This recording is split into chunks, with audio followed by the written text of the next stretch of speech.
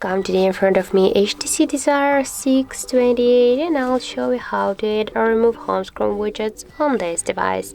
So first you should just hold for a while your screen, and here you'll see the app, add apps and widgets. Tap there, and here you can add one more screen if you want, or so you can just add this widget to your screen, for example the home screen, but we'll add it here. And for example we can go with the digital clock. Just tap there once, tap here to OK if you got the